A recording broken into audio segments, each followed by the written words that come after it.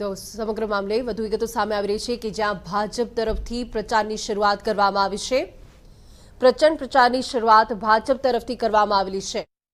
तो सिर्फ कहने के लिए नहीं कह रहा हूं, इतिहास इस बात का साक्षी है कि अगर मैं राष्ट्रपिता महात्मा गांधी की बात करूं, जिन्होंने देश की आजादी में अपना योगदान दिया, तो उनका संबंध भी गुजरात से आता है।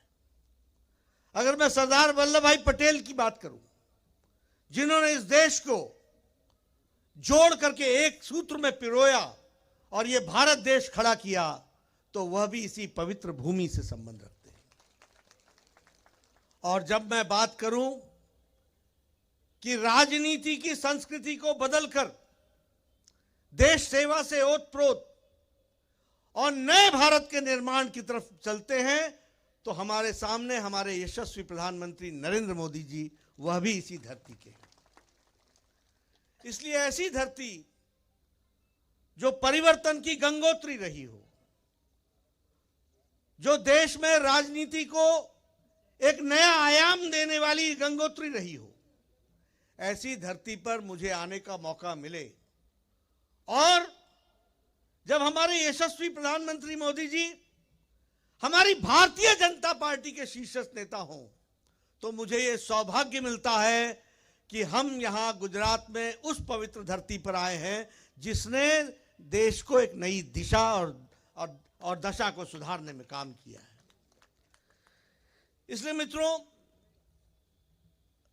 हम यह भी कह सकते हैं कि विकास के दृष्टि से गुजरात ने देश ही नहीं दुनिया में अपने आप को स्थापित किया है। आज जब हम विकास के मॉडल की बात करते हैं, तो उसका दूसरा नाम होता है गुजरात मॉडल।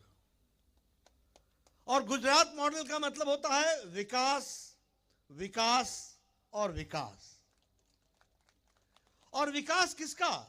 सबका। बड़ी बड़े पार्टियों ने सरकार को दिशा देने का प्रयास किया, लेकिन जितने भी राजनीतिक दल आए, उन्होंने वोट बैंक की राजनीति की। ये मेरा, ये पराया, ये उनका, ये हमारा, ये नदी के उस पार, ये नदी के इस पार, ये ऊंची जाति का, ये फलानी जाति का, ये इस जाति का, ये उस जाति का। देश में ये भारतीय जनता पार्टी है जिसने मोदी जी के नेतृत्व में सबका साथ, सबका विकास, सबका विश्वास, सबका प्रयास किया। और इसीलिए अगर मैं आदिवासी भाइयों के बारे में चर्चा करूं यहां नवसारी में आकर के, तो मैं गौरव के साथ कह सकता हूं, गर्व के साथ कह सकता हूं कि जितना आदिवासी भाइयों के लिए केंद्र की सरकार मोदी जी ने किया और यहां गुजरात की भारतीय जनता पार्टी की सरकार ने किया, उतना किसी ने भी नहीं किया, यह मैं गौरव के साथ बोल सकता हूं।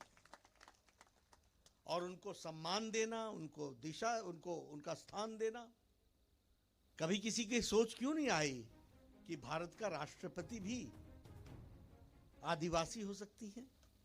क्यों नहीं आई? क्यों मोदी जी का इंतजार करना पड़ा? क्यों भारतीय जनता पार्टी का केंद्र में सरकार में इंतजार करना पड़ा? इसलिए कि सोच छोटी थी, संकुचित थी। हमारी सोच सबका साथ, सबका विकास, सबका विश्वास सिर्फ कहने के लिए नहीं था। अगर हमने अनुसूचित जाति से भी राष्ट्रपति बनाया, तो पहली बार अनुसूचित जनजाति का भी, और वह भी महिला राष्ट्रपति बना करके महिलाओं को भी स्थान दिया। एक साथ महिलाओं को, हम महिला सशक्तिकरण की बात करते हैं, और यह सब मैं इसलिए कह रहा हूं कि आपने अपना कीमती वोट जब देना है, तो आपको ध्यान में रखना चाहिए कि भारतीय जनता पार्टी के प्रतिनिधि के रूप में मैं सिर्फ आपसे वोट मांगने नहीं आया हूं, मैं आपसे उन सारी नीतियों पर मुहर लगाने आया हूं जिसने देश की तस्वीर और तकदीर बदली। मित्रों, आज राष्ट्रीय अनुसूचित जाति की संस्थान बन रहे हैं और उस संस्थान के माध्यम से उनके विकास की बात चल रही है। लगभग 8% जनसंख्या आदिवासी भाइयों की है और उनको साथ लेकर के हमारे प्रधान सेवक आदरणीय प्रधानमंत्री मोदी जी आगे बढ़ रहे हैं, वो हमको सबको ध्यान में है। मित्रों, मैं यहां आपसे एक और भी चर्चा करना चाहूंगा, क्योंकि मोदी जी के आशीर्वाद से, भारतीय जनता पार्टी के आशीर्वाद से मुझे लंबे समय प्रशासन में रहने का मौका मिला। प्रदेश में भी मंत्री रहा और मोदी जी के प्रधानमंत्रित्व काल में भी मुझे मंत्री रहने का मौका मिला। 70 साल हमको इंतजार करना पड़ा सबका इलाज के लिए। इलाज की व्यवस्था नहीं थी। 70 साल। मैं 93 में एमएलए बना था। उस समय लोग मेरे पास आया करते थे और कहा करते थे, नड्डा जी इसका बाईपास होना, इसको 1.5 लाख रुपए दिला दो। और मैं कहता था मेरा फंड सीमित है, मैं तुमको 75,000 दे पाऊंगा, बाकी तुम और कहीं से व्यवस्था करो। फिर मुझे भी दुख होता था कि ये मैं क्या न्याय कर रहा हूं। क्या आधा स्टंट लगेगा? स्टंट तो पूरा लगेगा। 1.5 लाख तो पूरा लगेगा, जान तो तभी बचेगी। लेकिन मैं देने में असमर्थ था। और मैं ही नहीं, मुझ जैसे सारे एमएलओ की यही स्थिति थी। लेकिन प्रधानमंत्री मोदी जी ने,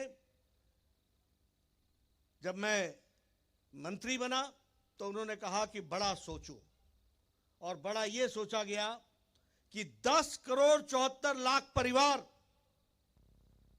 यानी 50 करोड़ लोग, यानी सारा अमेरिका की जनसंख्या, सारी कनाडा की जनसंख्या, सारी मेक्सिको की जनसंख्या, सारी यूरोप की जनसंख्या, ये सारा मिला ले तो भारत का आयुष्मान भारत बनता है। और उसके माध्यम से 5 लाख रुपए का गरीब लोगों के इलाज के लिए सालाना व्यवस्था की गई। सालाना, हर साल। अगर आपने 2020-21 में 5 लाख खर्च कर दिए तो 2021-22 में फिर से 5 लाख आपकी सेवा के लिए हाजिर है। हम पक्का मकान नहीं बना पाते थे। मेरा बीडीओ मेरे पास आता था, बीडीओ बोलते हैं ब्लॉक डेवलपमेंट ऑफिसर। वो मेरे को कहता था, नड्डा साहब आपको एक खुशखबरी सुनानी है। मैंने कहा क्या? बोला इंदिरा आवास योजना में 2 पंचायतों में 1 घर आपको अलॉट हुआ है, अब बताओ किसको देना है। मैं कहता था तू ही रख ले भाई, ये आप ही रख लो। 1 अनार 100 बीमार, क्या बांटूंगा, क्या दूंगा। और आज मुझे खुशी होती है कि 3 करोड़ 60 लाख मकान मोदी जी ने प्रधानमंत्री आवास योजना में बना करके दिए। ये कैसा भारत था? बिना पक्के छत के भारत था। उसी तरीके से अगर हम देखें तो स्वच्छ जल,